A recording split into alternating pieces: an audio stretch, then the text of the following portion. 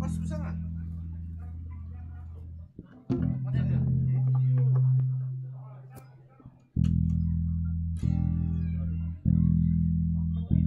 Aduh, kurang gimana itu? Kurang gimana itu?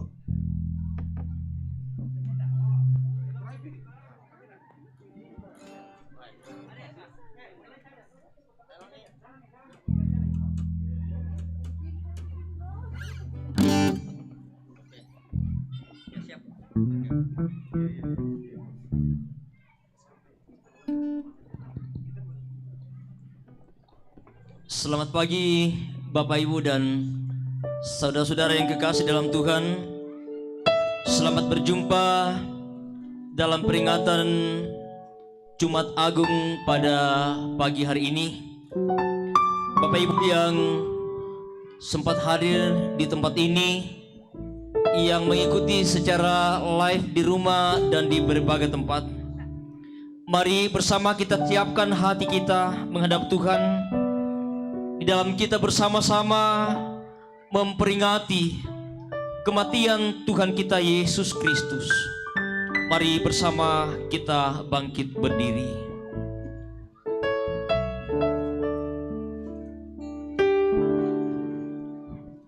Jemaat yang dikasihi Tuhan, ibadah Jumat Agung bagi kita adalah ibadah untuk memperingati kematian Yesus Kristus di atas kayu salib. Kematian Yesus Kristus merupakan wujud nyata kasih Allah kepada dunia. Kasih yang berkorban bagi sesama. Kasih yang dapat dilihat, didengar, disentuh dan dirasakan. Kasih yang utuh dalam pribadi Yesus Kristus, yang memberi tubuhnya dan darahnya supaya dunia menikmati pendamaian dengan tidak binasa, tapi beroleh hidup kekal. Di hari Jumat Agung ini, mari kita kembali memandang kepada kasih Allah itu. Mari menikmati persekutuan dengannya dalam tuntunan tema pendamaian pada salib. Mari bersama kita bermazmur bagi Tuhan. Mazmur 22, Mazmur pasal 22 ayat 1 sampai ayat yang ke-12. Kita akan baca secara berbalasan. Mazmur pasal 22 ayat 1 sampai ayat yang ke-12. Allahku, mengapa kau tinggalkan aku? Allahku, Allahku, mengapa engkau meninggalkan aku? Aku berseru, tetapi engkau tetap jauh dan tidak menolong aku.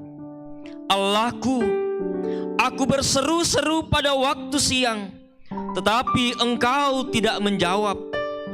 Dan pada waktu malam, tetapi tidak juga aku tenang. Padahal engkaulah yang kudus yang bersemayam. Kepadamu nenek moyang kami percaya. Mereka percaya dan engkau meluputkan mereka. Kepadamu mereka berseru-seru dan mereka terluput. Kepadamu mereka percaya dan mereka tidak mendapat malu. Tetapi aku ini ulat dan bukan orang, Celah bagi manusia, dihina oleh orang. semua yang melihat aku mengolok-olok aku. Mereka mencibirkan bibirnya, menggelengkan kepalanya. Ia menyerah kepada Tuhan, biarlah dia yang meluputkannya. Biarlah dia yang melepaskannya. Bukankah dia berkenan kepadanya? Iya, engkau yang mengeluarkan aku dari kandungan. Engkau yang membuat aku aman pada dada ibu. Kepadamu aku diserahkan sejak aku lahir. Sejak dalam kandungan ibuku, engkaulah Allah. Janganlah jauh daripadaku. Sebab kesusahan telah dekat dan tidak ada yang menolong. Amin.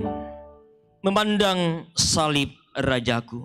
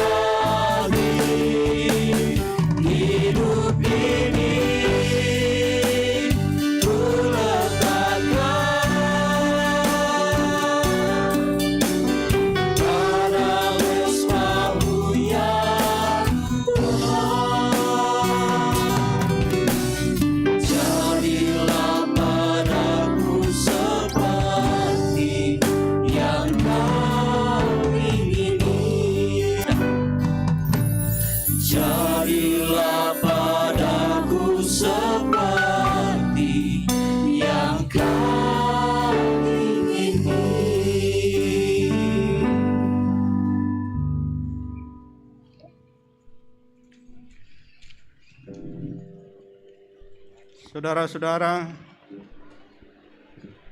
mengapakah anak manusia itu mengalami keadaan ditinggalkan Allah? Apakah dia yang bersalah sehingga patut menderita? Bukan. Dia menderita karena dosa kita, umat manusia. Firman Tuhan mengatakan, tidak ada yang benar, seorang pun tidak. Tidak ada seorang pun yang berakal budi. Tidak ada seorang pun yang mencari Allah. Semua orang telah menyeleweng. Mereka semua tidak berguna. Tidak ada yang berbuat baik, seorang tidak. Kita semua adalah orang berdosa. Dan bertobat dari dosa apapun juga adalah Firman Tuhan mengatakan, Di muka Tuhan Yesus betapa hina diriku.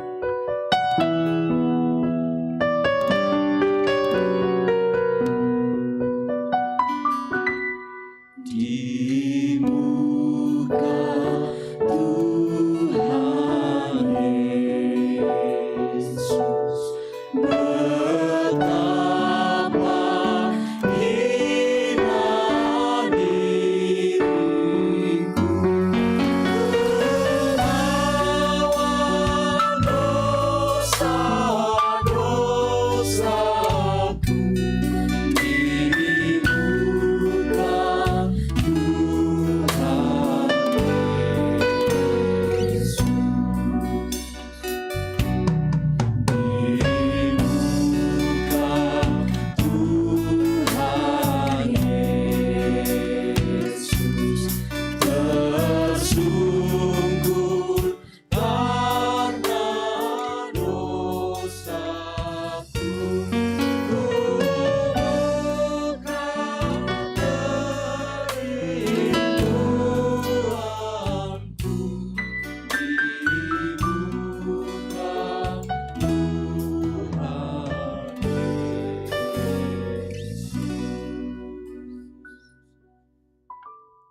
dalam kemurahan Tuhan,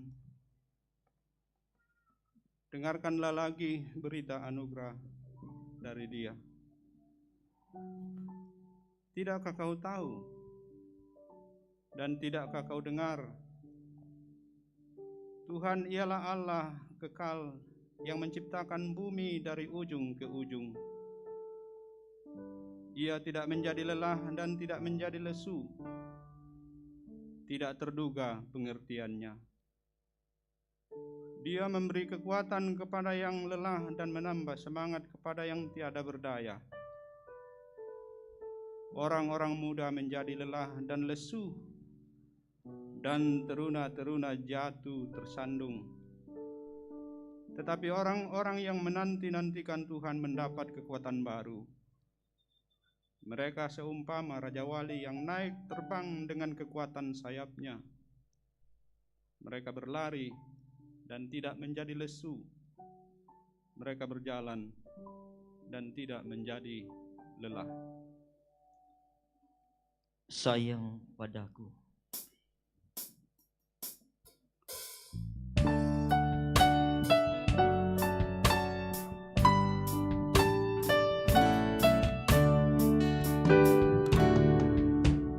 Yesus sayang padaku, Dia mati bagiku, dosaku dihapusnya, sorga pun terbukalah.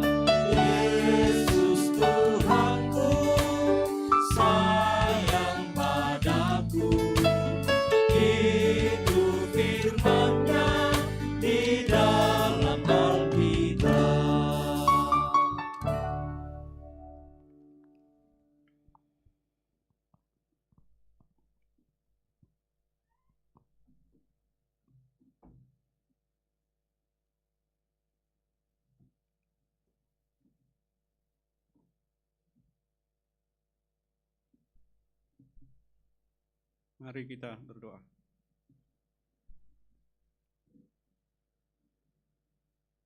Syukur kepadamu ya Allah, Tuhan kami di sorga, Bapa pencipta, pemelihara, penyelamat, Allah sumber segala berkat dan kebaikan. Kepadamulah segala hormat dan pujian. Bagimulah kemuliaan selama-lamanya. Kami sungguh bersyukur pada hari ini di perayaan Jumat Agung. Engkau memungkinkan kami untuk boleh berhimpun sebagai umat, sebagai jemaat dalam persekutuan ibadah Jumat Agung. Kali pertama kami boleh berhimpun lagi dalam jumlah yang besar di halaman gedung gereja ini setelah setahun lebih. Kami mengalami kehadiran-Mu dengan cara yang lain di situasi pandemi. Terpujilah Engkau Tuhan yang sungguh baik dan setia. Sekarang kami hendak mendengarkan firman-Mu. Kiranya Roh Kudus menyertai kami. Dalam nama Tuhan Yesus kami berdoa. Amin.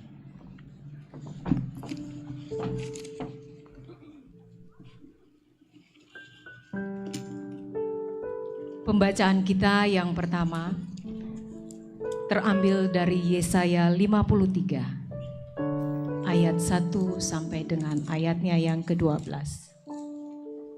Yesaya 53 ayat 1 sampai dengan ayatnya yang ke-12. Firman Tuhan. Siapakah yang percaya kepada berita yang kami dengar? Dan kepada siapakah tangan kekuasaan Tuhan dinyatakan? Sebagai taruk, ia tumbuh di hadapan Tuhan, dan sebagai tunas dari tanah kering. Ia tidak tampan dan semaraknya pun tidak ada, sehingga kita memandang dia, dan rupa pun tidak, sehingga kita menginginkannya. Ia dihina dan dihindari orang, seorang yang penuh kesengsaraan dan yang biasa menderita kesakitan. Ia sangat dihina, sehingga orang menutup mukanya terhadap dia, dan bagi kita pun dia tidak masuk hitungan. Tetapi sesungguhnya penyakit kitalah yang ditanggungnya, dan kesengsaraan kita yang dipikulnya. Padahal kita mengira dia kena tulah, dipukul dan ditindas Allah. Tetapi dia tertikam oleh karena pemberontakan kita. Dia diremukkan oleh karena kejahatan kita. Ganjaran yang mendatangkan keselamatan bagi kita ditimpakan kepadanya, dan oleh bilur-bilurnya kita menjadi sembuh. Kita sekalian sesat seperti domba. Masing-masing kita mengambil jalannya sendiri. Tetapi Tuhan telah menimpakan kepadanya kejahatan kita sekalian. Dia dianiaya, tetapi dia membiarkan diri ditindas dan tidak membuka mulutnya seperti anak domba yang dibawa ke pembantaian. Seperti induk domba yang keluh di depan orang-orang yang menggunting bulunya, ia tidak membuka mulutnya. Sesudah penahanan dan penghukumannya ia terambil, dan tentang nasibnya siapakah yang memikirkannya? Sungguh ia terputus dari negeri orang-orang hidup, dan karena pemberontakan umatku, ia kena tulah. Orang menempatkan kuburnya di antara orang-orang fasik, dan dalam matinya ia ada di antara penjahat-penjahat, sekalipun ia tidak berbuat kekerasan, dan tipu tidak ada dalam mulutnya. tetapi Tuhan berkehendak meremukkan dia dengan kesakitan. Apabila ia menyerahkan dirinya sebagai korban penebus salah,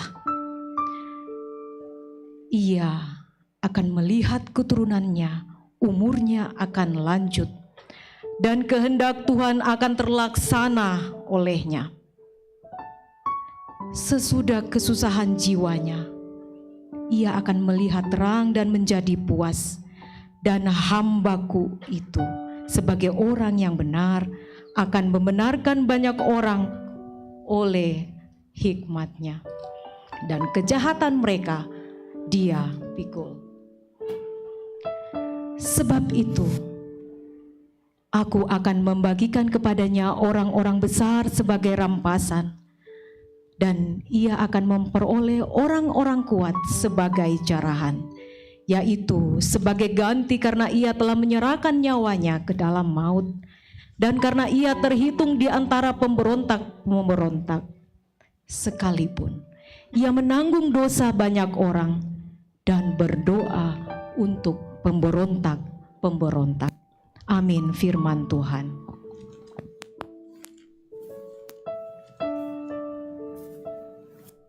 Pembacaan kita yang kedua dari kitab Ibrani pasal 5 ayat 1 sampai ayatnya yang ke-10. Ibrani pasal 5 ayat 1 sampai 10. Firman Tuhan, Yesus sebagai imam besar. Sebab setiap imam besar yang dipilih dari antara manusia ditetapkan bagi manusia dalam hubungan mereka dengan Allah, supaya ia mempersembahkan persembahan dan korban karena dosa. Ia harus dapat mengerti orang-orang yang jahil dan orang-orang yang sesat, karena ia sendiri penuh dengan kelemahan, yang mengharuskannya untuk mempersembahkan korban karena dosa, bukan saja bagi umat, tetapi juga bagi dirinya sendiri. Dan tidak seorang pun yang mengambil kehormatan itu bagi dirinya sendiri, tetapi dipanggil untuk itu oleh Allah, seperti yang telah terjadi dengan Harun. Demikian pula Kristus tidak memuliakan dirinya sendiri dengan menjadi imam besar, tetapi dimuliakan oleh Dia yang berfirman kepadanya, "Anakku, engkau telah kuperanakkan pada hari ini," sebagaimana firman-Nya dalam suatu nas lain, "Engkau adalah imam untuk selama-lamanya menurut peraturan Melkisedek."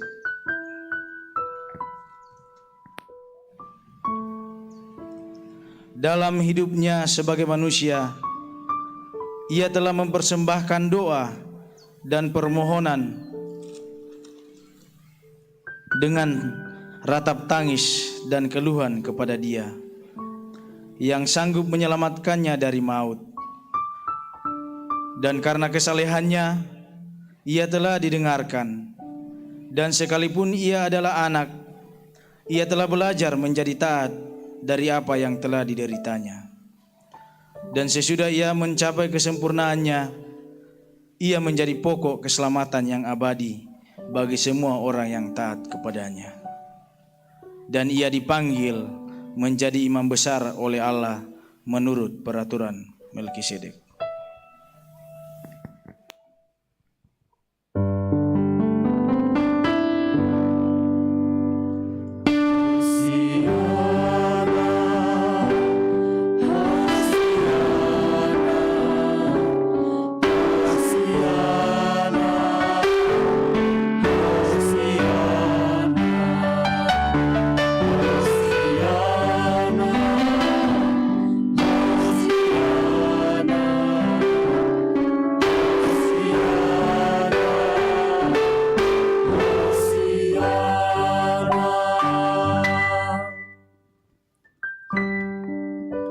Injil Yohanes pasal 18 ayat 12 sampai 27.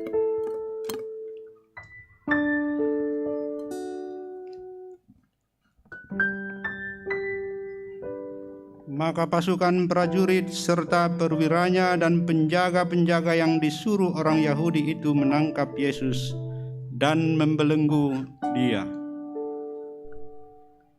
Lalu mereka membawanya mula-mula kepada Hanas, karena Hanas adalah mertua Kayafas yang pada tahun itu menjadi imam besar. Dan Kayafaslah yang telah menasihatkan orang-orang Yahudi adalah lebih berguna jika satu orang mati untuk seluruh bangsa. Simon Petrus dan seorang murid lain mengikuti Yesus.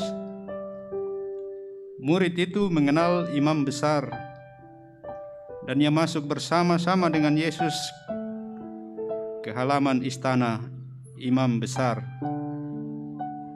Tetapi Petrus tinggal di luar dekat pintu. Maka murid lain tadi yang mengenal imam besar kembali keluar, bercakap-cakap dengan perempuan penjaga pintu, lalu membawa Petrus masuk. Maka kata hamba perempuan penjaga pintu kepada Petrus, "Bukankah engkau juga murid orang itu?" Jawab Petrus, "Bukan." Sementara itu hamba-hamba dan penjaga-penjaga bait Allah telah memasang api arang, sebab hawa dingin waktu itu. Dan mereka berdiri berdiam di situ. Juga Petrus berdiri berdiam bersama-sama dengan mereka. Maka mulailah imam besar menanyai Yesus tentang murid-muridnya dan tentang ajarannya. Jawab Yesus kepadanya, "Aku berbicara terus terang kepada dunia. Aku selalu mengajar di rumah-rumah ibadat dan di bait Allah, tempat semua orang Yahudi berkumpul. Aku tidak pernah berbicara sembunyi-sembunyi. Mengapakah engkau menanyai aku? Tanyailah mereka yang telah mendengar apa yang kukatakan kepada mereka. Sungguh, mereka tahu apa yang telah kukatakan." Ketika ia mengatakan hal itu, seorang penjaga yang berdiri di situ menampar mukanya sambil berkata, "Begitukah jawabmu kepada imam besar?" Jawab Yesus kepadanya, "Jikalau kataku itu salah, tunjukkanlah salahnya. Tetapi jikalau kataku itu benar, mengapakah engkau menampar aku?" Maka Hanas mengirim dia terbelenggu kepada Kayafas, imam besar itu.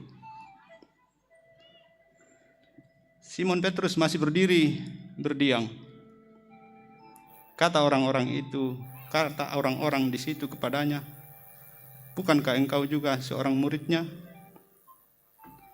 Ia menyangkalnya, katanya, "Bukan." Kata seorang hamba imam besar, seorang keluarga dari hamba yang telinganya dipotong Petrus, "Bukankah engkau kulihat di taman itu bersama-sama dengan dia?" Maka Petrus menyangkalnya pula, dan ketika itu berkokoklah ayam. Demikian firman Tuhan. Kurre sumanga won.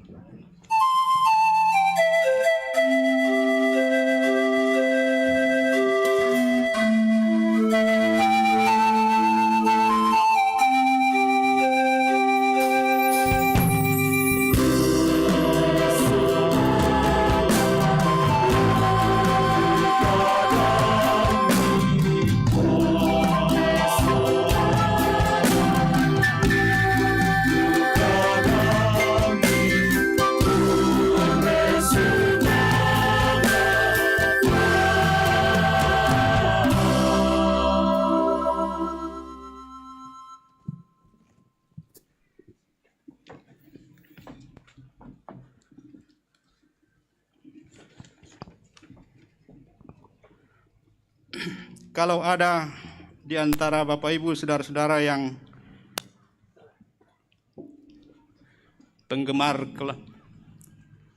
kelompok atau grup lagu rock The Queen dari Inggris, tentulah ingat atau bahkan mungkin hafal syair lagu Too Much Love Will Kill You. Dia komikan tanda itu. Too much love will kill you. Itu lagu yang ditulis oleh Brian May, salah seorang anggota The Queen, pada tahun 1988. Tapi baru populer pada tahun 1995. 4 tahun sesudah kematian salah satu anggota grup itu, yaitu Freddie Mercury. Freddie Mercury yang meninggal pada usia 45 tahun karena penyakit AIDS.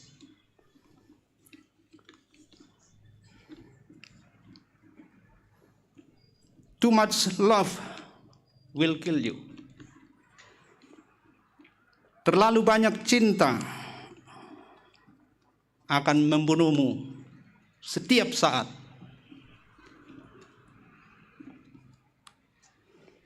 Tentu cinta di sini dalam banyak dimensi dan terhadap macam-macam. Terlalu cinta pada uang bisa membuat kita mati karena uang. Terlalu cinta pada seorang laki-laki atau seorang perempuan juga bisa membuat kita mati dalam dusta,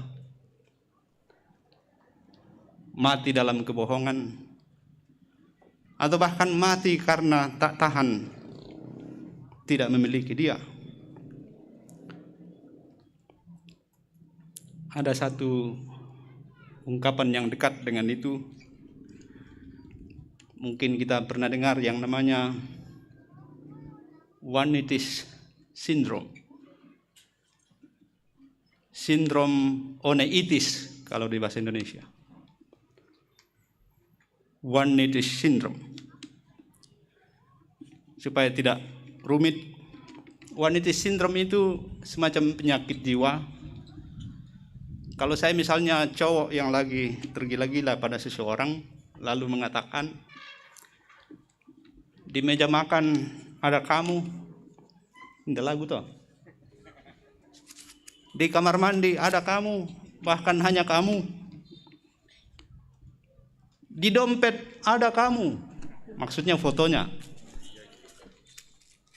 Pokoknya di mana-mana hanya ada kamu. Tapi tidak pernah bisa berani mengatakan I love you. Yang ada ialah hanya kau, tapi tak pernah aku berani untuk datang kepadamu mengatakan cinta sejujurnya. Itu sindrom oneitis. Sebenarnya dari kata the one it is. Kaulah satu-satunya. Jadi hati-hati Bapak Ibu sekalian, kalau ada yang jatuh cinta sampai mengatakan hanya engkaulah, mikoi mani mbaya motongan naliuto. Tapi itu kalau sudah menjadi too much love,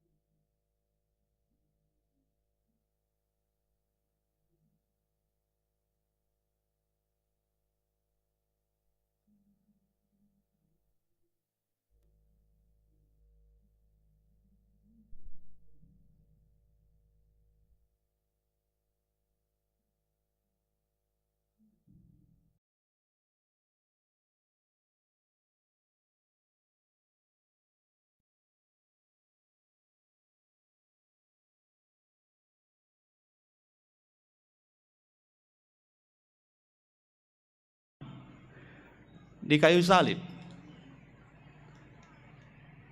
Gantung diri, bukan? The crucified God. Allah yang tersalib. Allah saudara dan saya itu Allah yang aneh. Allah yang membiarkan dirinya mengalami derita yang paling dalam. Derita yang paling sempurna. Allah yang karena cintanya yang begitu besar, jadi bukan karena sindrom, tapi karena ya memang hakikatnya adalah agape. Kasih yang mengosongkan diri. Jadi kasih saudara dan saya, kalau mau didorong-dorong ke situ, kasih yang mengosongkan diri, akan seperti apakah kita menjalani hidup ini? Saudara-saudara yang dikasihi Tuhan, Imam Kayafas, imam besar pada waktu itu, berhadapan dengan Yesus yang oleh penulis Ibrani kemudian disebut imam besar agung. Memang salah satu tugasnya imam besar adalah memutuskan perkara. Jadi kalau saya, Pak Alba dan kawan-kawan ini pakai pakaian begini, lalu Bapak Ibu sekalian ingat hakim yang memutuskan perkara di pengadilan, anggaplah memang mirip-mirip. Imam besar Kayafas hendak memutuskan perkara tentang Yesus yang dibawa ke pengadilan karena dianggap pemberontak terhadap agama Yahudi dan yang dianggap pengkhianat, penghujat Allah karena menyebut dirinya anak. Kayafas memeriksa dengan pertanyaan-pertanyaan. Dan Yesus hanya menjawab, kenapa tanya saya? Tanya orang-orang yang mendengarkan ajaranku. Saya tidak pernah sembunyi-sembunyi. Saya mengatakan semuanya secara terbuka. Kebenaran memang harus dinyatakan secara terbuka. Jadi kalau benar, jangan pernah takut mengatakannya.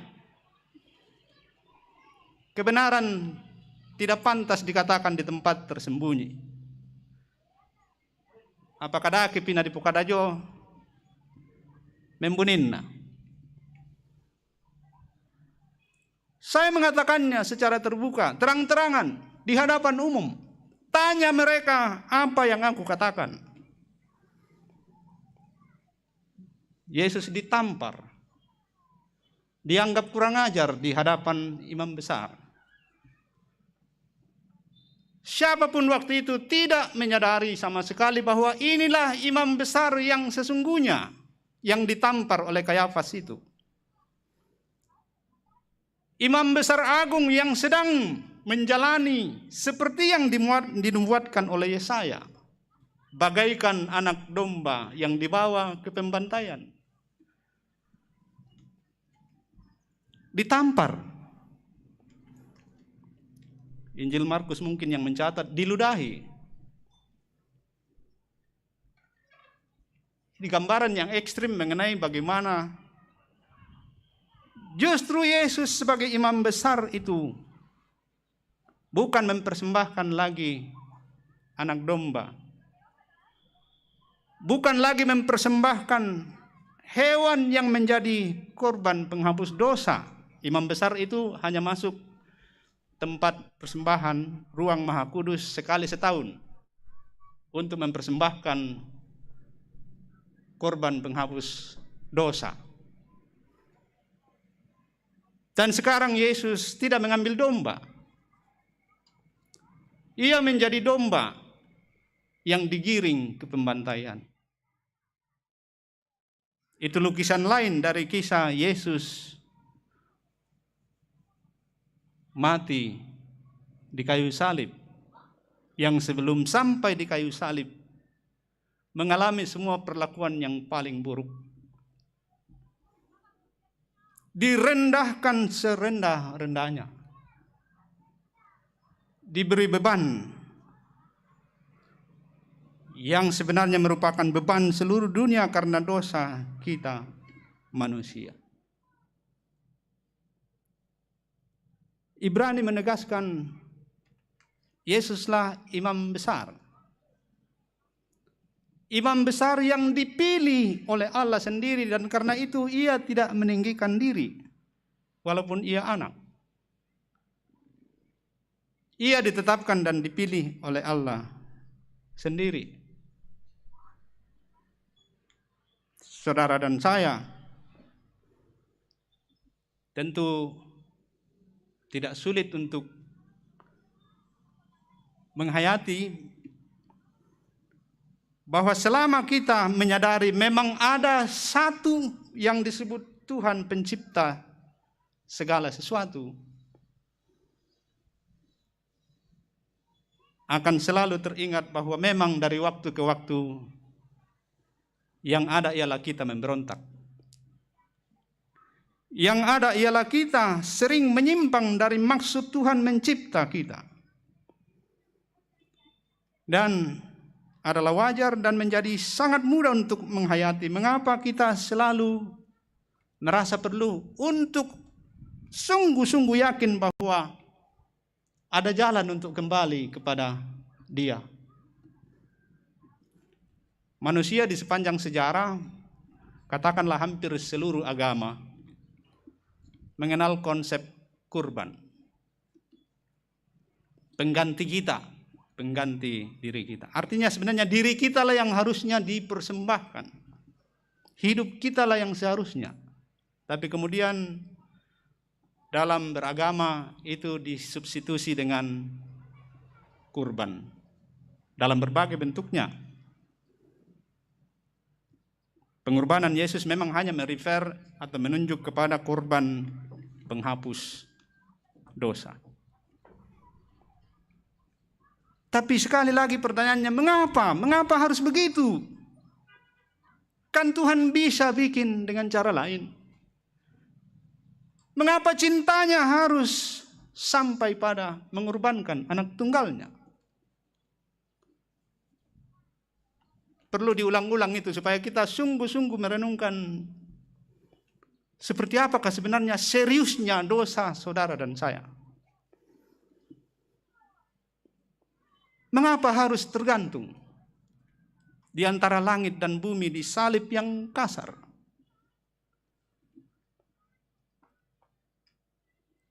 Tadi dasarnya ialah memang harus ada kurban. Orang Toraja dan banyak suku lain populer dengan konsep kurban untuk pendamaian. Kalau ada perselisihan, kalau ada masalah, semua selesai dengan pasti harus ada kurban dan ada bentuk penghukuman yang setimpal. Kita cukup terbiasa dengan itu. Tapi beda antara agama Kristen atau agama-agama monoteis, jadi bukan hanya Kristen, dengan agama-agama suku yang politeis. Karena monoteis maka memang menjadi pertanyaan, bagaimana mungkin Allah yang satu, yang baik adanya, yang maha kasih itu membiarkan penderitaan, membiarkan kejahatan. Kalau dalam agama politeis beda. Kan dalam agama politeis masing-masing ada dewanya. Jadi dewa yang sama tidak menghasilkan sifat yang berbeda. Ya tu kakadakian ko nang di atas kadaki atau tumpabu itu. Ya mentun adanya tu istilah di atas bulituk. Nang bulituk yang pabu itu.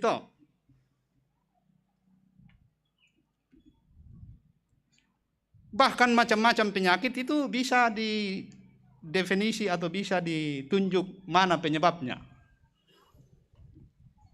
Siapa yang marah? Kepada dialah persembahan harus diberikan. Kenta maluk todolo pate tantu lah tadak ada aku mau apa ya dia tuh berarti itu sengke nabu itu pandemi dia tak corona dan dia tak corona akan menuntut persembahan yang berbeda dengan yang dituntut oleh dia tak sopai. Meta Ibu Rita sahabat tondong dulu sopai. Begitu. Tapi kita yang mengenal dan mengakui, mengaminkan, percaya hanya kepada satu Allah, memang pertanyaan. Allah yang sama, apakah dia juga sumber penderitaan? Di ilmu teologi ini bahan pergumulan yang disebut teodisi. Allah dan penderitaan, Allah dan kejahatan. Pertanyaan yang paling membingungkan sepanjang sejarah. Kalau ada hanya satu Allah dan Allah itu kasih, Allah itu baik, Allah itu mutlak, mulia, kenapa ada penderitaan? Dan kita kemudian mengatakan, ya ini semua karena dosa kita. Kita memberontak terhadap dia. Tapi karena dia satu-satunya, tidak ada yang lain, maka memang untuk keselamatan kita juga tidak bisa dikerjakan oleh pihak lain. Hanya dia. Kita tidak bisa berharap bahwa ada dari tempat lain pahlawan yang akan datang untuk membebaskan kita dari derita. Itulah sebabnya kita bisa mengakui.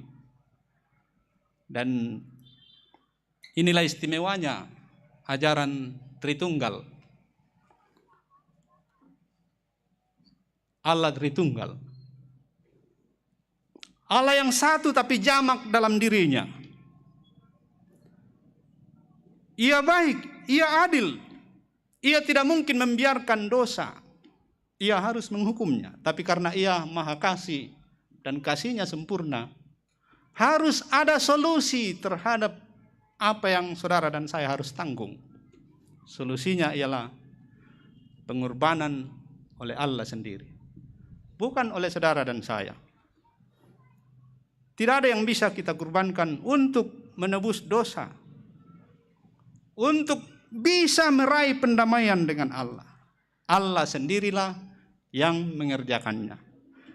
Maka Bapak Ibu sekalian hari ini, kalau kita hendak masuk lagi secara mendalam merenungi makna dari The Good Friday, Great Friday, Jumat Agung, dalam perayaan perjamuan kudus,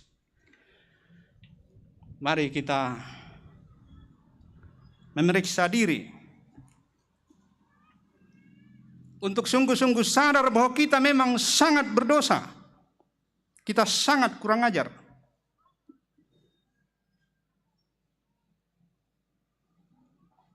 Untuk sungguh-sungguh menyadari bahwa seandainya kita pun berbicara mengenai cinta yang paling kuat, paling-paling yang sampai terwujud dalam kita adalah sindrom oneitis. Mari kita tanya, kita rasa pada diri, apakah memang saya sungguh-sungguh penjahat? Kalau saya lihat pohon kersen, waktu saya kecil namanya karsen, tapi rupanya yang betul kersen. Itu mengingatkan saya pada dua peristiwa. Pada saat saya masih kelas 4 dan kelas 5 SD. Kelas 4 SD ada peristiwa yang sangat berkesan, tidak bisa hilang dari memori saya sampai hari ini. Sudah 2 tahun saya menabung di celengan apa itu yang dari keramik. Uang 100 rupiah, 25 rupiah, 50 rupiah yang koin. 2 tahun Bapak Ibu sekalian, tidak pernah penuh. Kenapa? Karena ina tahu maseng kula kolyang kola ba tunyo onyang. Maleo maku jadi malen aja suluk ranjang ku pela-pela iku anu na ta narangi tom tua. Sudah 2 tahun tidak penuh-penuh padahal selalu dikasih 100, 50, 25 rupiah itu yang ada waktu itu. Waktu itu nyonyang babi masih 25 rupiah. Di Palopo. Ada waktu di mana bapak saya sakit. bapak yang saudagar tapi tidak pernah kaya, saudagar miskin terus hingga hari ini. Dia sakit. Mungkin juga bukan hanya rugi, tapi barangkali kalah judi karena pertengkaran. Dami lo lapor na lain narangi kalian merung pukada boko. Pukada doko demi mimbar ku pukada terbuka. Buar kenala sengkin atau nganala. Dia minta celengan saya, mungkin kehabisan uang. Napa susi itu nah marigal dia saya butuh ngata pira relan.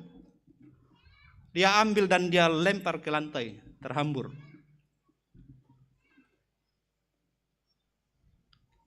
Sangat menyakitkan. Mengapa? Apa hubungannya dengan pohon kersen? Karena itu sore saya lari dari rumah. Tidak ada omongan apapun. Yang ada ialah menangis. Lari dari rumah. Sudah lapar tapi masih menahan. Lalu saya ingat ada pohon kersen yang kami sering panjat. Ya, saya ke situlah. Saya gantung sarung saya dan saya masuk. Coba untuk tidur dalam sarung yang saya gantung di pohon kersen. Jadi digantung untuk tidur, bukan digantung untuk lain-lain. Sampai hari ini segar sekali dengan ingatan saya bagaimana itu perasaan campur aduk waktu itu.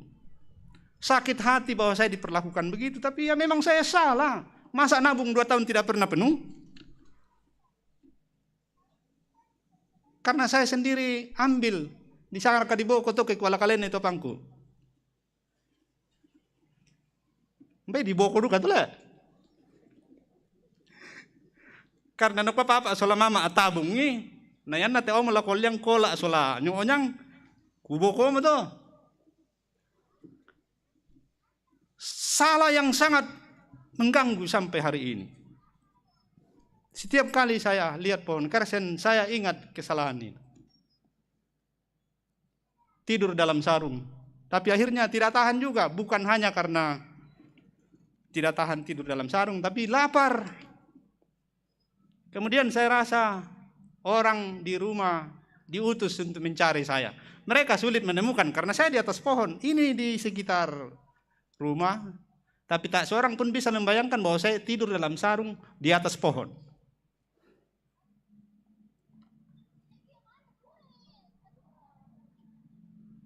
Tentu saja akan selalu saya ingat tidak mungkin bapak saya membuang betul. Itu sebuah kemarahan yang mendidik, tapi rasa bersalah saya itu membuat saya pergi dengan air mata. Akhirnya saya dicari juga. Pohon kersen itu kemudian tempat saya kecelakaan pada tahun berikutnya. Dan saya ingat, saya kira dosa yang ada di situ ialah sebenarnya kersen ini sudah bermasalah karena sudah sering kena parang. Lalu orang tua tetangga kami meliliti dengan pagar yang dipakai untuk pagar duri. Tapi ya namanya anak-anak, kami habiskan nakal kami pada masa anak-anak. Jadi sekarang kalau sudah tua begini sudah tidak ribut kalau waktunya diam. Tidak seperti banyak orang sudah waktunya diam masih ribut.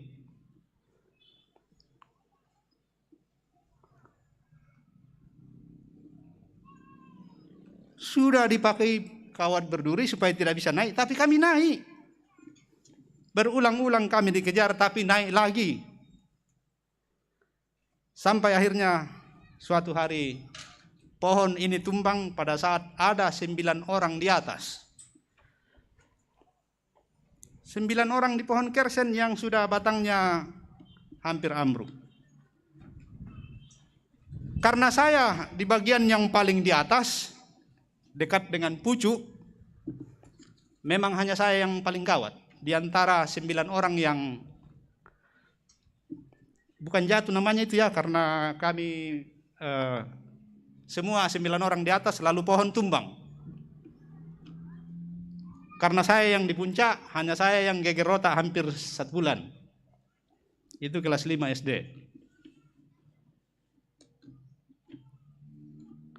Satu orang dagunya bocor. Satu orang hanya telapak kaki sobek. Yang lain 6 orang tidak apa-apa. Karena mereka di bawah-bawah saja. Saya yang mau di puncak itu yang paling parah. Jadi rupanya kalau kita mau naik di puncak lalu jatuh memang sakit sekali, Pak. Sakit liu.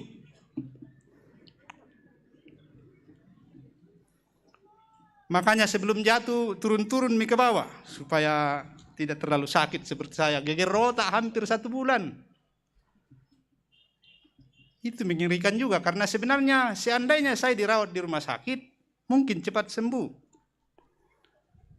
Tapi karena waktu itu ayah dan ibu saya ada di Sorowako dan saya ada di Kampung Pisang di Palopo, yang bawa ke rumah sakit hanya tetangga. Pulang dari rumah sakit di tengah jalan baru saya sadar. Ternyata saya digondong oleh salah seorang tante saya. Tapi karena tante ini percaya pada manguru dan obat-obat kampung, ya dia rela saya kembali ke rumah, diurut. Saya baru masuk rumah sakit kembali setelah ayah dan ibu datang dari Sorowako.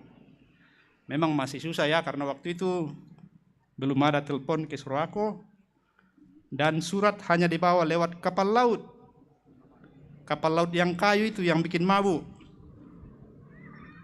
Itu memperpanjang masa geger otak saya. Saya ceritakan ini Bapak Ibu sekalian untuk tidak tahu apakah kita bisa mirip-mirip, tapi betul-betul kita sebenarnya baru sadar betul mengenai makna pengorbanan Kristus di salib. Kalau dengan jelas kita mau mengakui bahwa memang kita kurang ajar, bahwa memang kita pemberontak. Kan kalaupun kita menutup-nutupi yang buruk itu, kita sebenarnya munafik.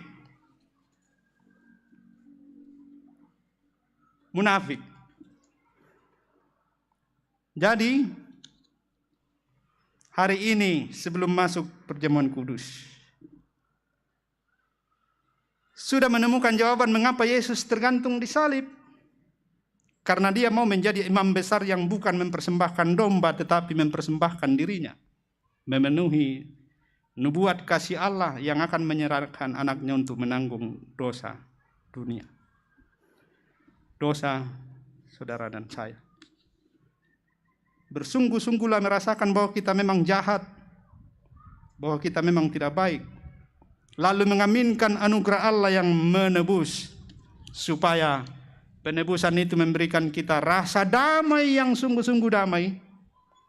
Damai yang membuat kita mengalami yang namanya kemarin di ibadah penghiburan di Wotu saya sebut selesai dengan dirimu sendiri.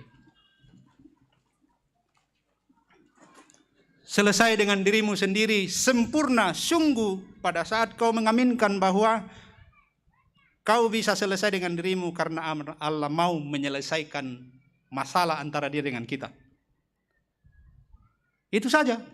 Kalau mau selesai dengan dirimu setuntas-tuntasnya, aminkan dan rasakan anugerah Allah yang mau karena kasihnya, bukan karena sindrom, karena agapenya, mau menyelesaikan sengketa, mau menyelesaikan masalah yang kita timbulkan, yang merusak relasi dengan dirinya.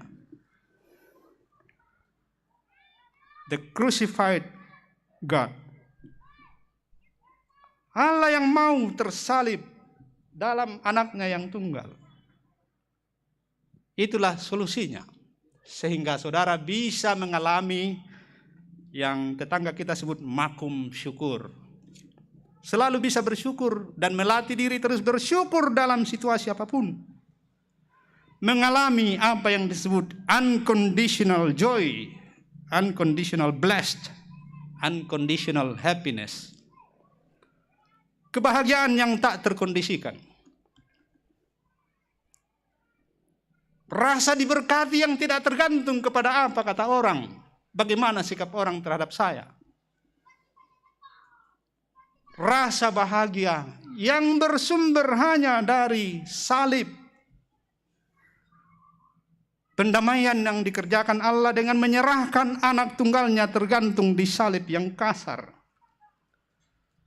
Saudara dan saya bisa selesai dengan diri sendiri kalau bersyukur bahwa sungguh kekurang ajaranku berdosa terhadapnya.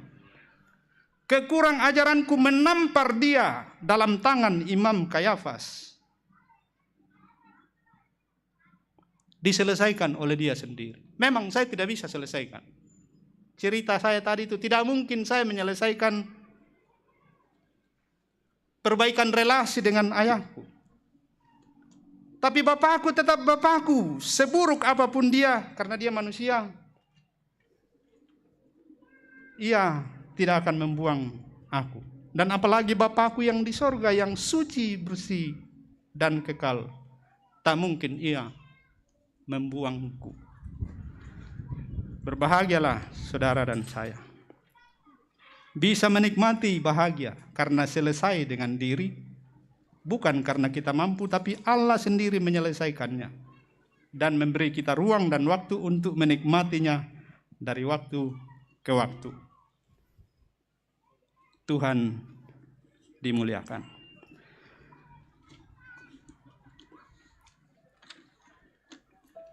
Marilah kita sejenak bersaat teduh,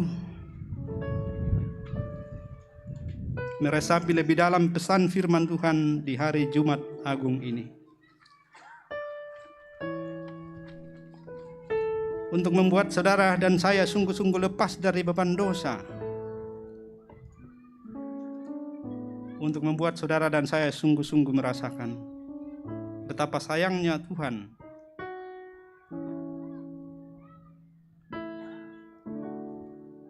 Betapa kasih-Nya tak terbatas dan abadi. Selalu merangkul dan merengkuh kita kembali ke dalam kemuliaan-Nya.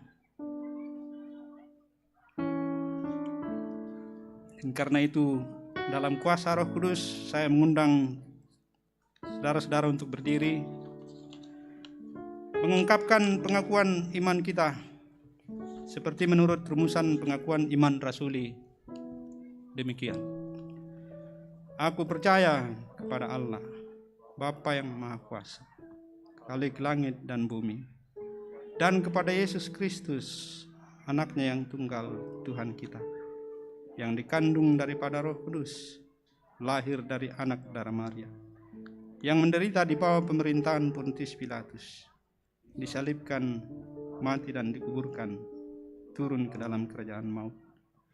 Pada hari yang ketiga, bangkit pula dari antara orang mati, naik ke surga, duduk di sebelah kanan Allah, Bapa yang Maha Kuasa, dan akan datang dari sana untuk menghakimi orang yang hidup dan yang mati. Aku percaya kepada Roh Kudus, gereja yang kudus dan am, persekutuan orang kudus, pengampunan dosa, kebangkitan daging, dan hidup yang kekal. Amin.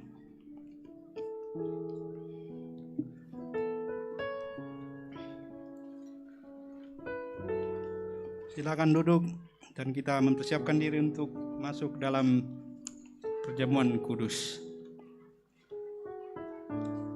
Saudara-saudara, kita akan bersekutu dalam meja perjamuan kudus.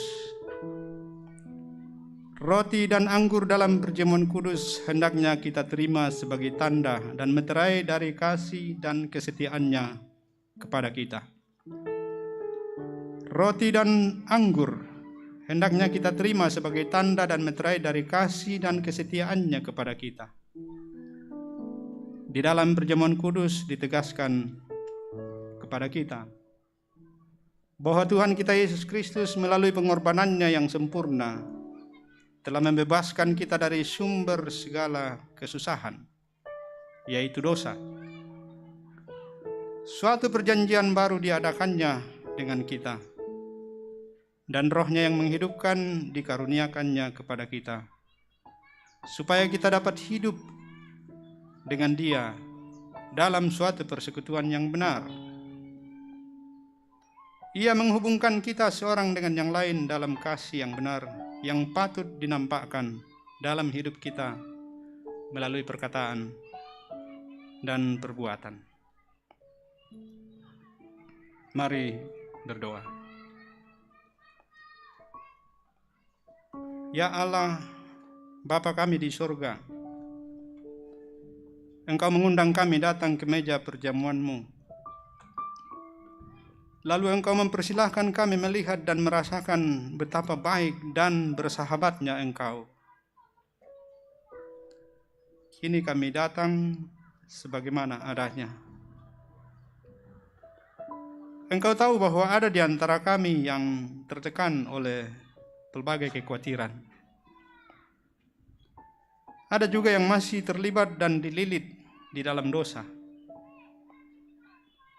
Keadaan ini semakin pahit ketika kami merasakan betapa banyaknya hal yang semestinya kami lakukan, tetapi tidak atau belum kami lakukan. Sebaliknya ada juga di antara kami yang penuh dengan sukacita dan syukur serta berlimpah kegembiraan dalam hidupnya. Tolonglah kami Tuhan, kiranya dengan roti dan anggur yang terbagi, beban dan kegembiraan kami pun akan terbagi pula. Kuatkanlah persekutuan dan keyakinan kami lewat perjamuan-Mu ini di atas kasih dan kebaikan-Mu. Demi nama Tuhan Yesus, kami berdoa. Amin.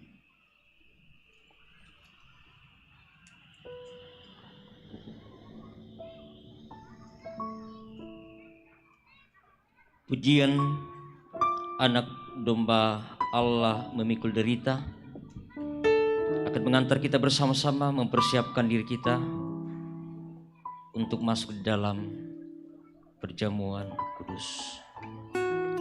Anak domba Allah oleh kelompok paduan suara.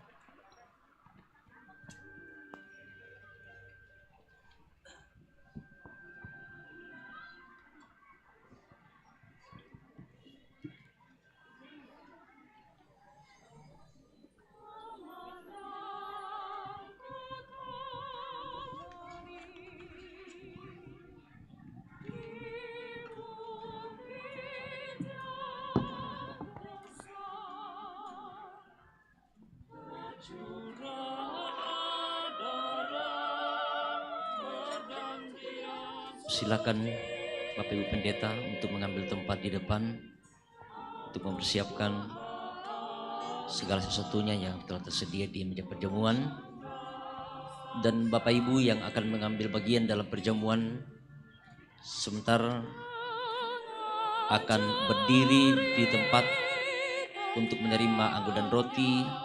Setelah menerima roti boleh duduk kembali sambil berjalan dan langsung dimakan setelah ada perintah dari pimpinan perjamuan di meja.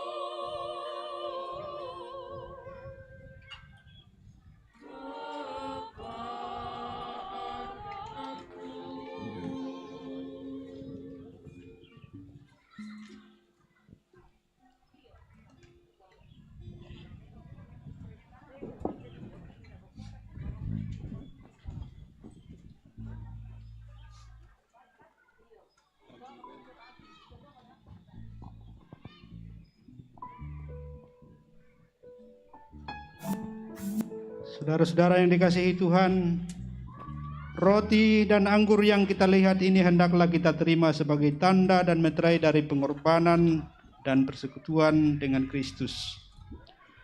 Supaya kita dipelihara dengan roti surgawi, yakni Yesus Kristus, janganlah hati kita melekat kepada roti dan anggur yang kelihatan ini, melainkan dengan iman kita mengangkat hati kepada Yesus Kristus Tuhan kita. Kita ucapkan bersama sebagai doa kita, doa Bapa kami demikian. Bapa kami yang di surga, dikuduskanlah namamu. Datanglah kerajaanmu, jadilah kehendakmu di bumi seperti di surga. Berikanlah kami pada hari ini makanan kami yang secukupnya. Dan ampunilah kami akan kesalahan kami, seperti kami juga mengampuni orang yang bersalah kepada kami. Dan janganlah membawa kami ke dalam pencobaan, tetapi lepaskanlah kami daripada yang jahat, karena Engkaulah yang mempunyai kerajaan dan kuasa dan kemuliaan sampai selama-lamanya. Amin. Saudara-saudara, segala perkara telah sedia. Tuhan Yesus bersabda, marilah kepadaku semua yang letih lesu dan berbeban berat, aku akan memberi kelegaan kepadamu.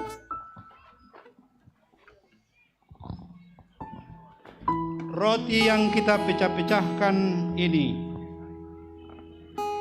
adalah persekutuan kita dengan tubuh Kristus. Tuhan Yesus berkata, inilah tubuhku yang diserahkan karena kamu. Perbuatlah ini menjadi peringatan akan aku. Ambillah dan makanlah.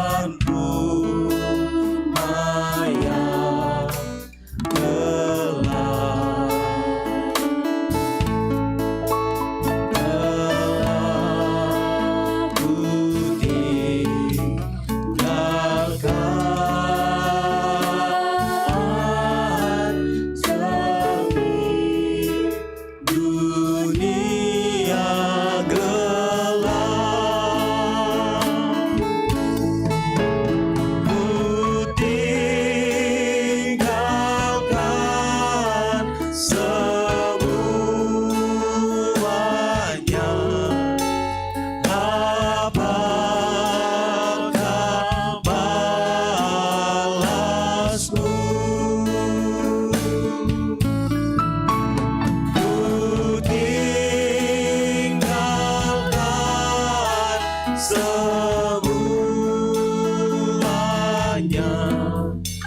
Apakah balasku?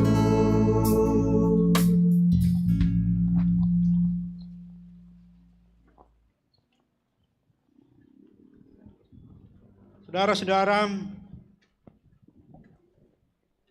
cawan minuman yang atasnya kita ucapkan syukur ini adalah perjanjian baru yang dimeteraikan oleh darah Kristus. Tuhan Yesus berkata,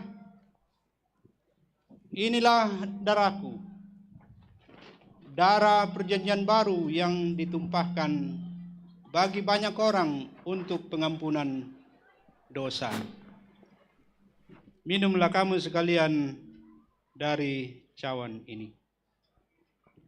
Ambillah dan minumlah.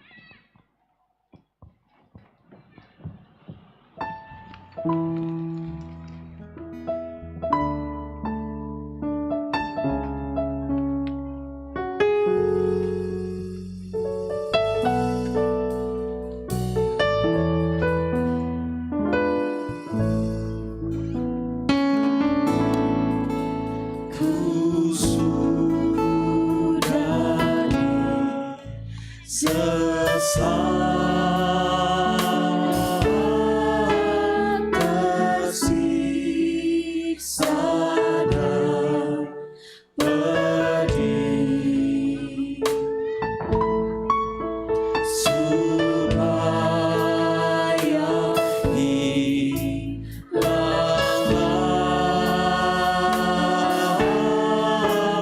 dosamu yang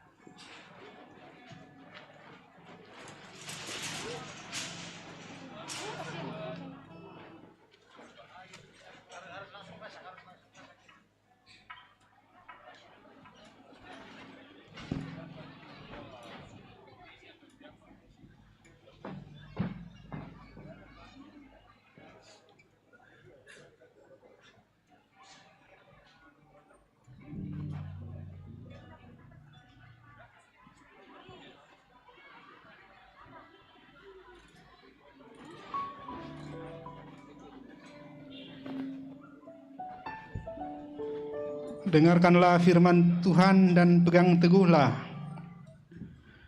Karena kita mempunyai banyak saksi bagaikan awan yang mengelilingi kita.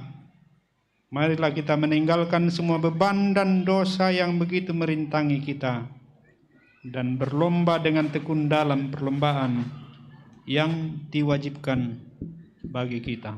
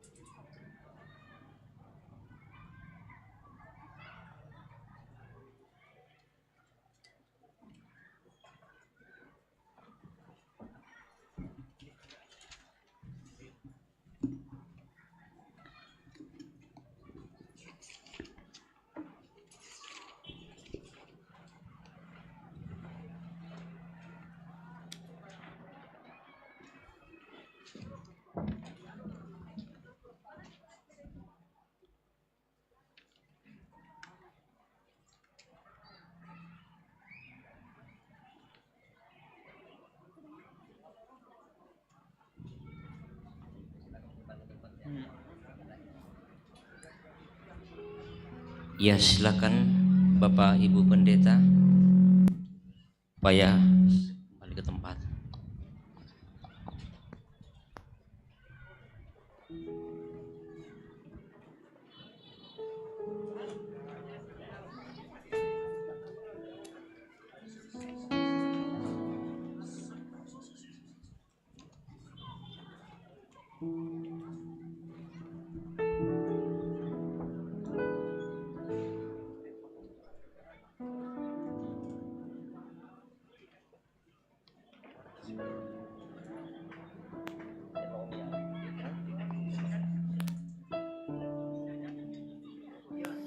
Saudara-saudara yang dikasihi Tuhan, karena Tuhan sudah menguatkan dan menyegarkan jiwa kita, marilah kita sekarang berkata dalam hati seperti pemazmur memuji nama Tuhan dan mengucapkan syukur kepadanya. Pujilah Tuhan, hai jiwaku, pujilah namanya yang kudus, hai segenap batinku.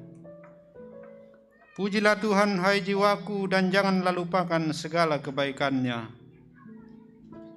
Dia yang menebus hidupmu dari lubang kubur, yang memahkotai engkau dengan kasih setia dan rahmat. Dia yang memuaskan hasratmu dengan kebaikan, sehingga masa mudamu menjadi baru seperti pada burung Raja Wali. Tuhan adalah penyayang dan pengasih, panjang sabar dan berlimpah kasih setia. Tidak selalu ia menuntut, dan tidak untuk selama-lamanya ia mendendam. Tidak dilakukannya kepada kita setimpal dengan dosa kita, dan tidak dibalasnya kepada kita setimpal dengan kesalahan kita. Tetapi setinggi langit di atas bumi, demikian besarnya kasih setianya atas orang-orang yang takut akan Dia. Sejauh timur dari barat, demikian dijauhkannya daripada kita pelanggaran kita. Seperti Bapa sayang kepada anak-anaknya, demikian Tuhan sayang kepada orang-orang yang takut akan Dia. Sebab itu mulutku dan hatiku akan memuji Tuhan dari sekarang ini sampai selama-lamanya. Kita berdoa. Ya Allah yang Maha Kuasa dan penuh rahmat, kami mengucap syukur kepadamu dengan segenap hati kami, karena Tuhan mengasihani kami sedemikian rupa, sehingga telah mengaruniakan kepada kami anak-Mu yang tunggal menjadi pengantara dan korban yang satu-satunya untuk segala dosa kami dan segala makanan dan minuman untuk hidup yang kekal. Kami mengucap syukur pula bahwa Tuhan sudah mengaruniakan kepada kami iman yang benar, sehingga kami telah menerima segala perkara yang baik itu. Untuk menguatkan iman kami, Tuhan pun telah mengaruniakan dengan perantaraan Yesus Kristus perjamuan kudus ini. Kami berdoa kepadamu ya Tuhan dan Bapa yang setiawan, supaya oleh pekerjaan Roh Kudus, perjamuan kudus ini menguatkan iman dan persekutuan kami dengan Yesus Kristus. Kami berdoa, menyampaikan syukur kami dalam nama Yesus Kristus Tuhan kami. Amin. Kita akan menyatakan tanda ungkapan syukur kita atas berkat anugerah yang Tuhan tetap nyatakan bagi kita dalam perjalanan hidup yang Tuhan anugerahkan. Firman Tuhan dari Mazmur 22 ayat 26. Karena Engkau aku memuji-muji dalam jemaah yang besar, nasarku akan kubayar di depan mereka yang takut akan Dia. Sambil persembahan dijalankan, kirim pujian di salib Yesus di Kalvari, kuserahkan dosaku yang keji. Dan sesudah nanti akan disambung persembahan pujian dari Pak Pendeta JK Parantean.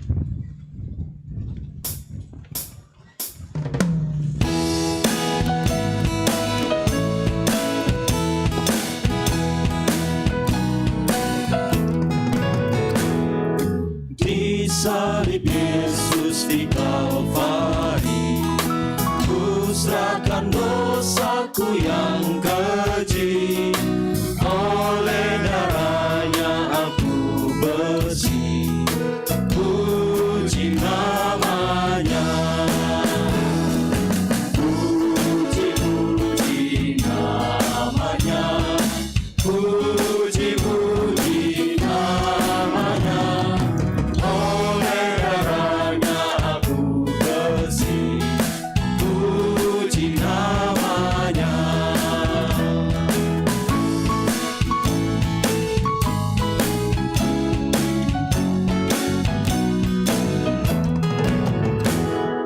Kini bahagia ku penuh, Yesus berdiam di dalamku.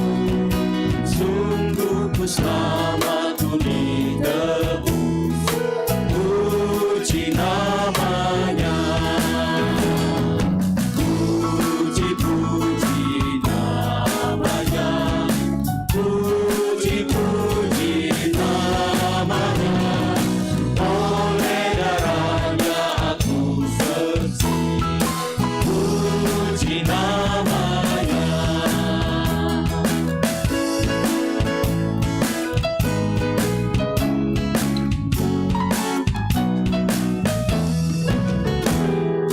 Darahnya sumber hayat bakar, aku dibasuh di dalamnya, dan terus dijaga tak bercela.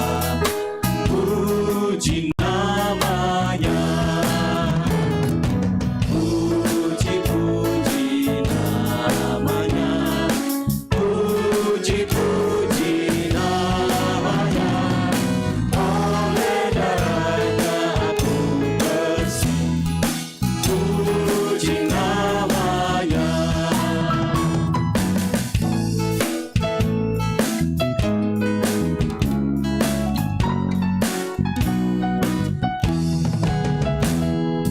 Mari semua ke salibnya, jiwa ragamu serahkanlah, untuk dibasuhi darahnya.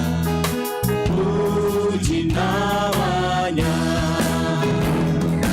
puji namanya, puji namanya. Oleh darahnya aku bersih. Puji namanya.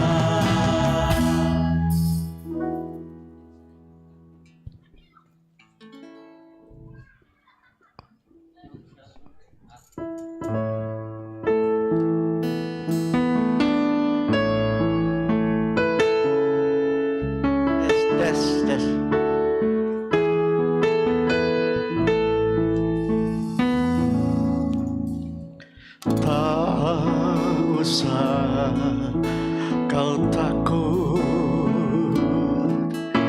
Allah besertamu. Tak usah kau bimbang, Yesus peliharamu. Tak usah kau susah, Roh Kudus hiburmu. Tak usah kau cemas, Dia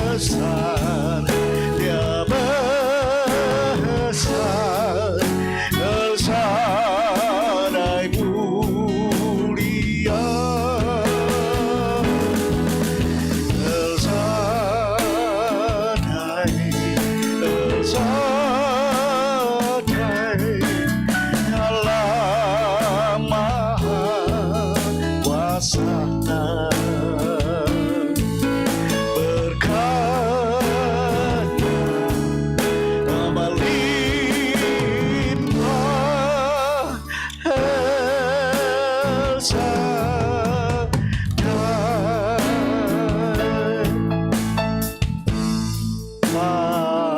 usah ku takut, Allah besertaku. Tak usah ku sujud, Yesus peliharaku.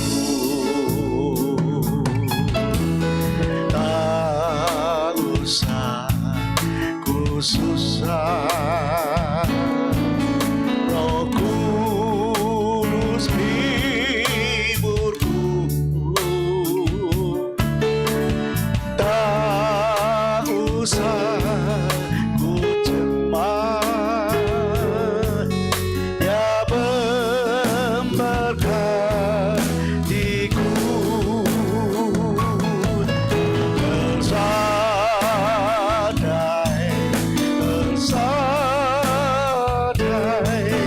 Allah besar, Dia besar, Dia besar, El Shaddai mulia, El Shaddai, El Shaddai, Allah Maha Kuasa. Dia besar, Dia besar, El Shaddai mulia, El Shaddai, El Shaddai, Allah Maha Kuasa. Berkat-Nya melimpah.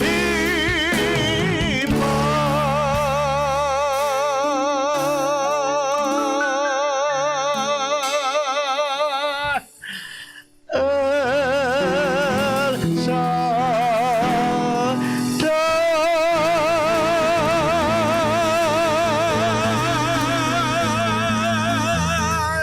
Terima kasih Tuhan Yesus.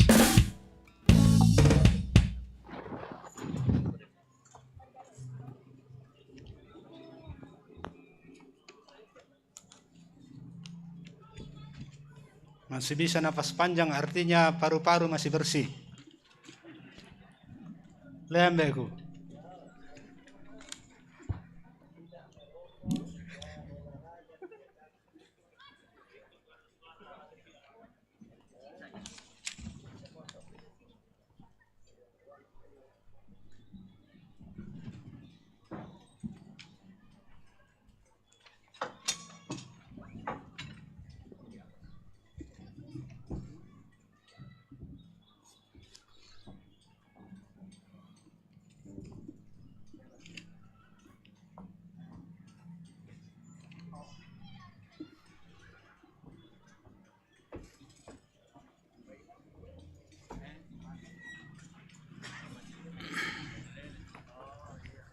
Marilah kita berdoa syafaat.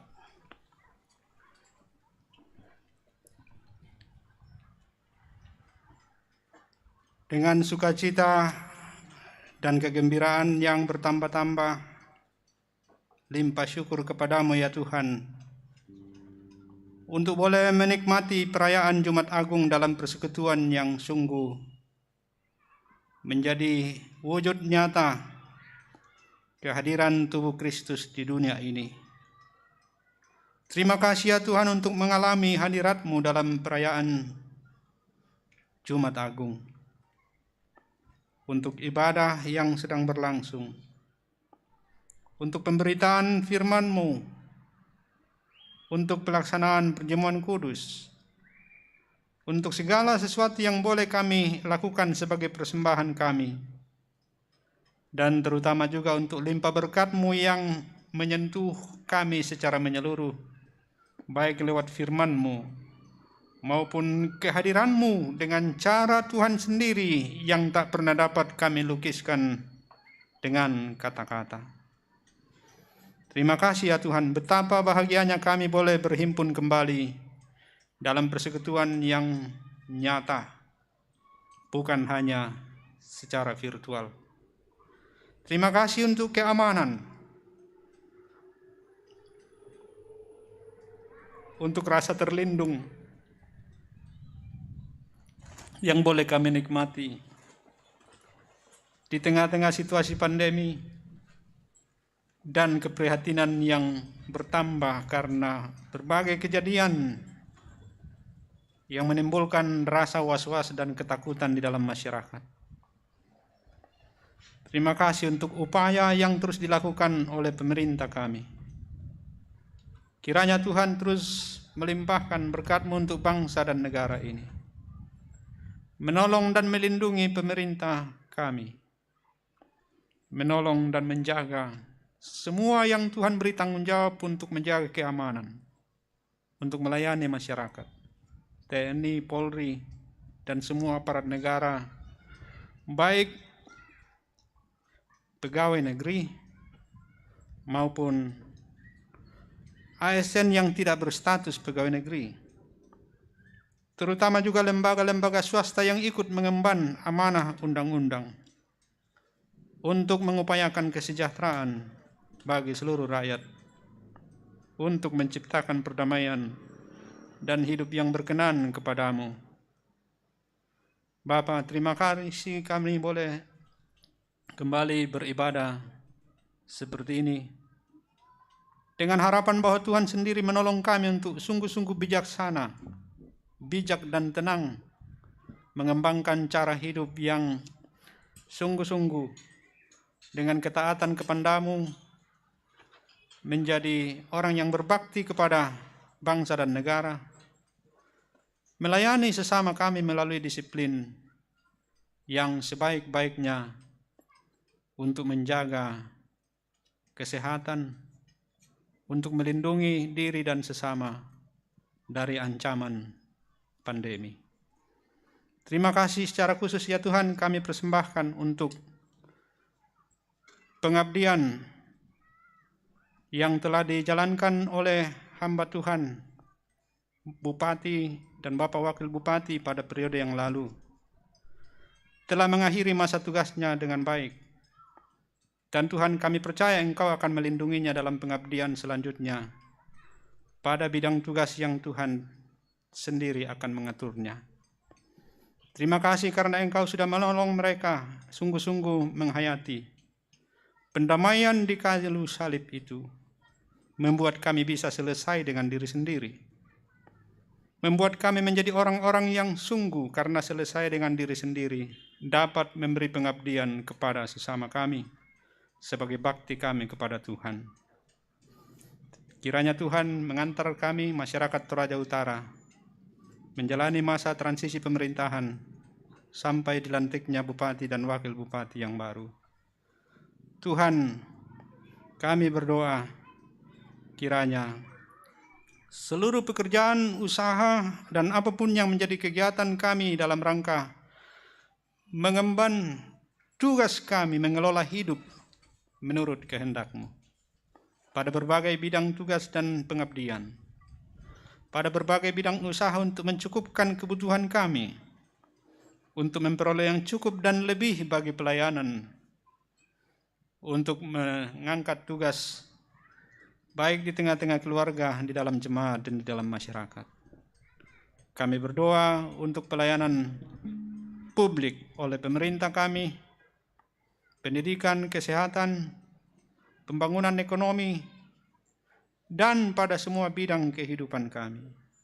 Sungguh kami merindukan bahwa hari-hari hidup kami ke depan menjadi lebih baik, oleh karena kami semua mengaminkan, semua hanya karena kebaikan-Mu, dan karena itu kami mau mengabdikan hidup kami untuk kemuliaan-Mu dan untuk kesejahteraan bagi segala makhluk.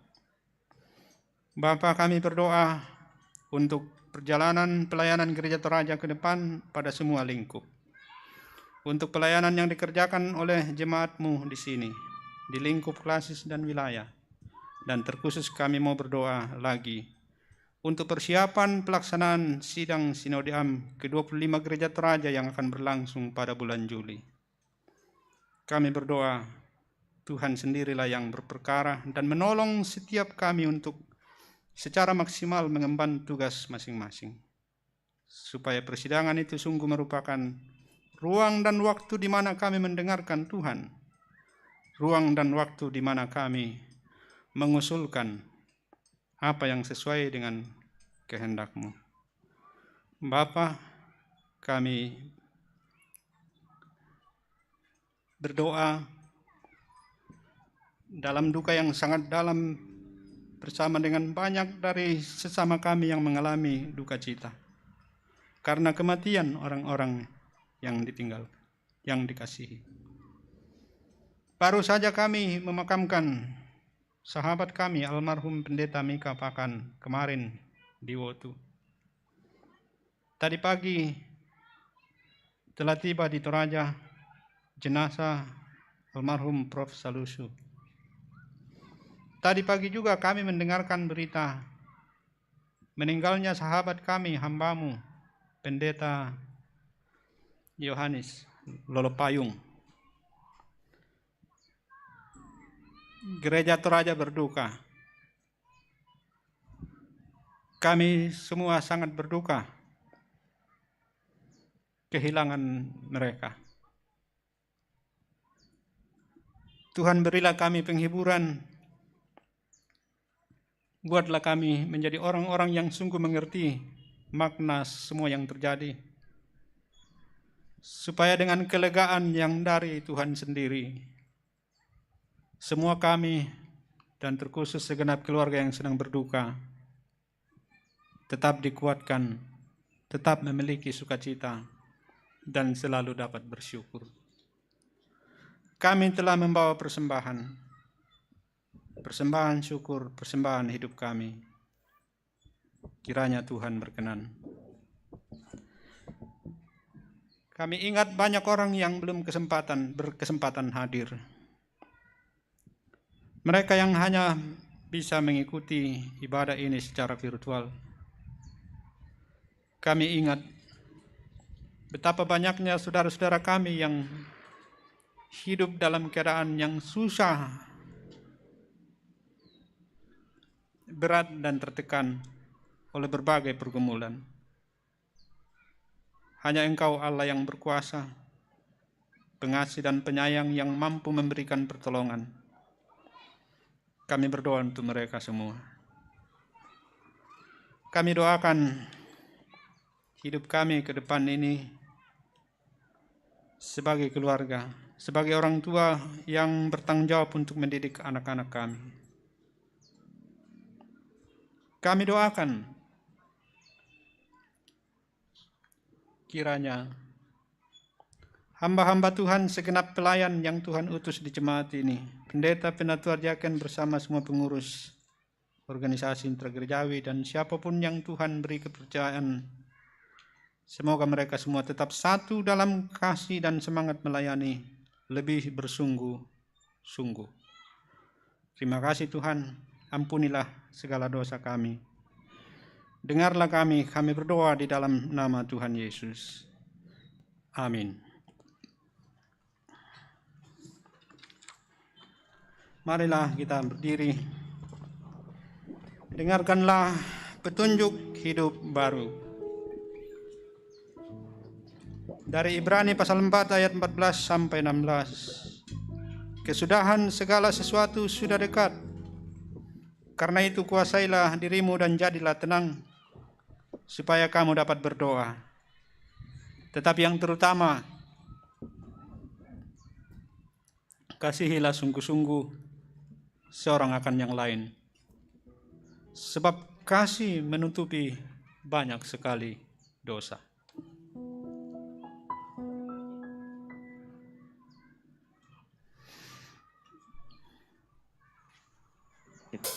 Kita memuji Tuhan pada kaki salib-Mu.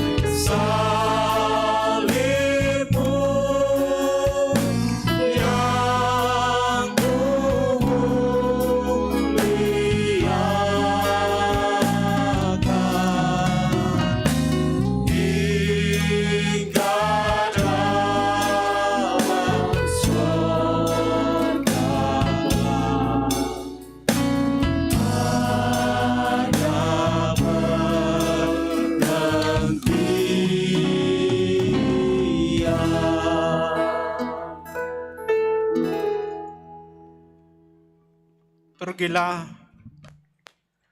ingatlah bahwa Allah telah berkorban di dalam Sang Anak demi pendamaian dengan ciptaannya.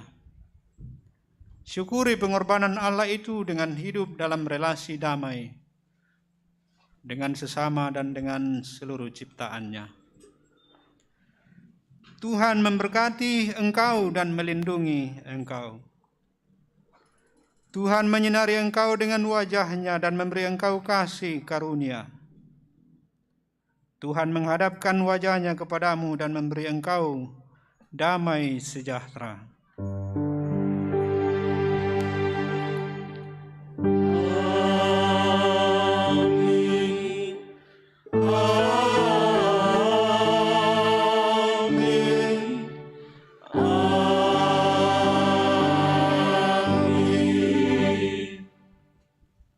Sebagai nyanyian syukur kita atas ibadah peringatan Jumat Agung saat ini, kita memuji Tuhan menjulang nyata atas Bukit Kala.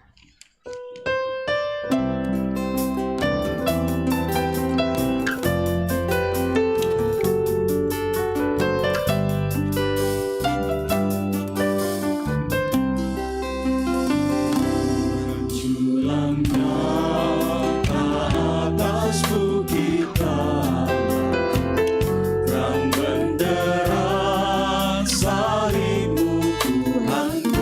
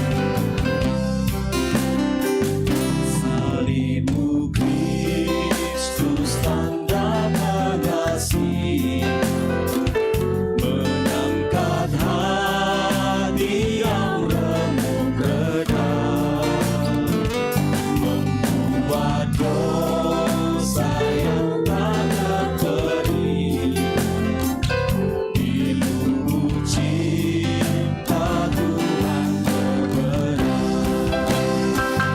Di dalam Tuhan kami balik lari, insan bernoda kini berseri. Teruras darah suci yang mengalir, disalib pada bukit Kalvari. Demikian ibadah Jumat Agung dalam kita bersama memperingati kematian Yesus Kristus di atas kayu salib. Terima kasih Bapak Ibu yang sempat hadir baik di halaman gedung gereja Toraja Jembatan Tepo, Bapak Ibu yang mengikuti secara virtual di rumah ibadah peringatan Jumat Agung pada saat ini. Terima kasih untuk semua yang telah terlibat dalam pelaksanaan ibadah ini, panitia Pasca, tim multimedia, Jemaat Rantepal, tim multimedia, Sinode Gereja Toraja, TS Channel yang telah merelai ibadah peringatan Jumat Agung pada saat ini. Terima kasih untuk kebersamaan kita. Salam sehat bagi kita sekalian. Tuhan memberkati kita.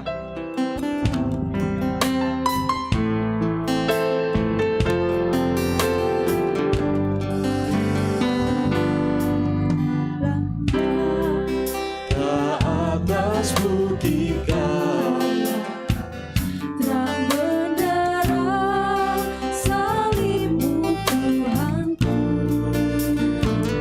dari sinar. Ya, kami juga menyampaikan terima kasih kepada pihak keamanan TNI Polri, dari rekan-rekan teman-teman Satpol PP dan semua yang telah berbagian mengamankan pelaksanaan ibadah pada pagi hari ini. Sekali lagi kami menyampaikan terima kasih Polres Toraja Utara dan dari Dandim 1414 Tanah Toraja. Tuhan memberkati kita. yang terang merindu, di bukit-bukit lagi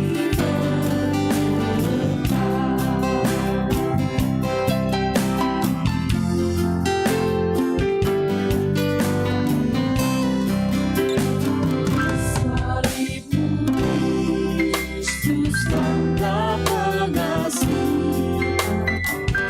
mengangkat hati yang remuk redam, membuat dosa yang tak terperi, dilumpuh cinta Tuhan yang dalam.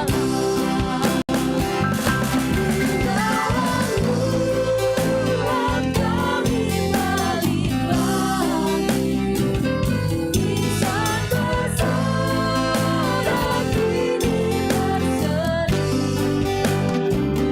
Teruras darah suci yang mengalir, disalib pada bukit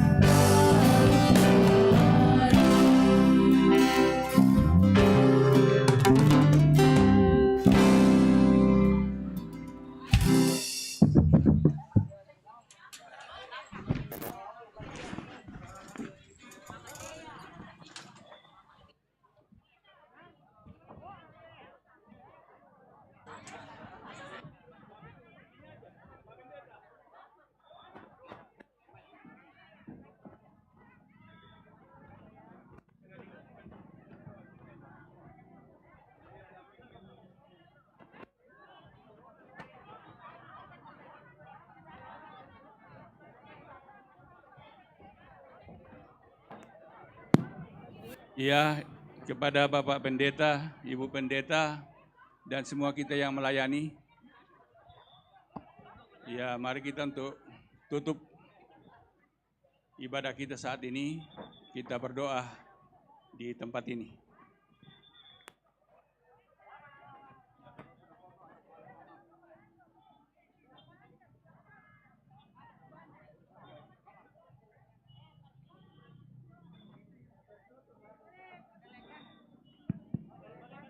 Ya, oke. Ya, nanti lanjutkan foto-fotonya. Oke, kita akan berdoa dulu.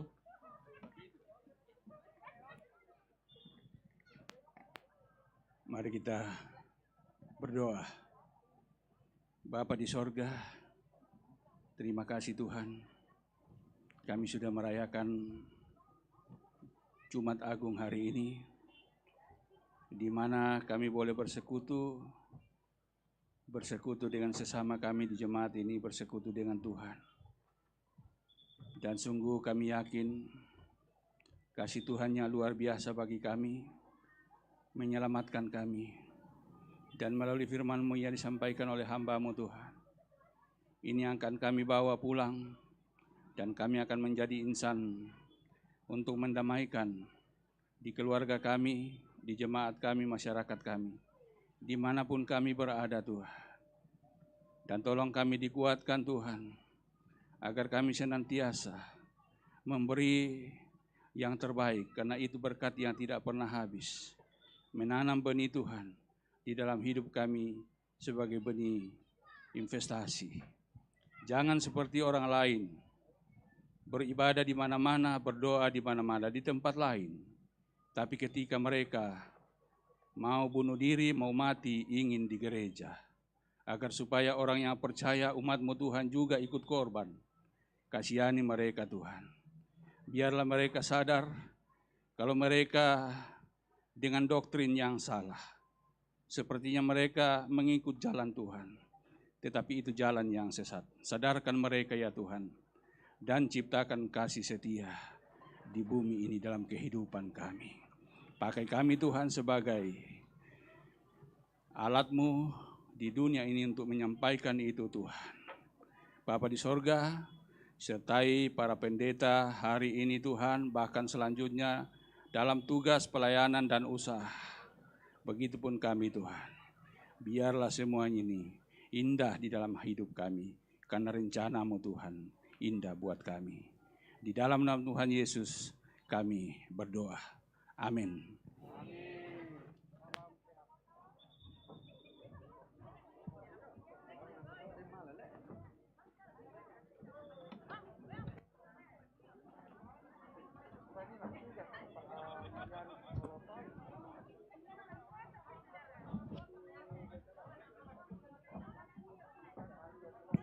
Ya, Bapak Ibu Majelis Gereja, daftar nama anggota jemaat yang akan dilayani di rumah saya disampaikan, dan juga Bapak Ibu akan mendampingi pendeta yang akan melayani ke rumah-rumah. Baru beberapa nama yang masuk. Ya, kalau tidak ada nama yang masuk berarti yang ada saja yang ya.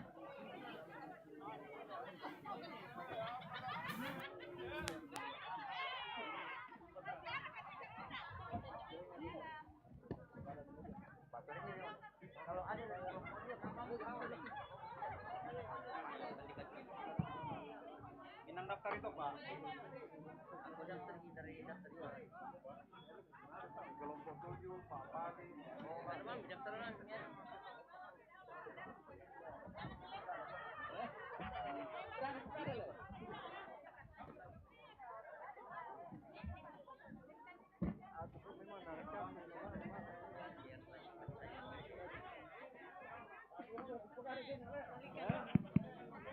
Bapak Ibu Majelis Gereja, mohon estola supaya dibawa ke gedung pelayanan kembali. Jangan ditinggal di kursi.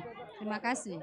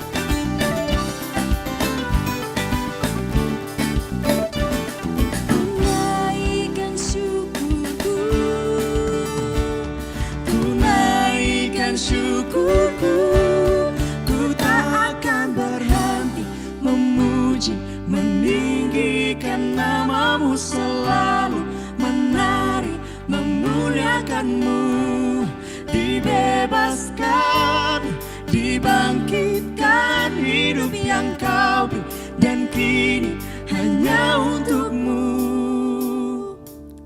Ku tak akan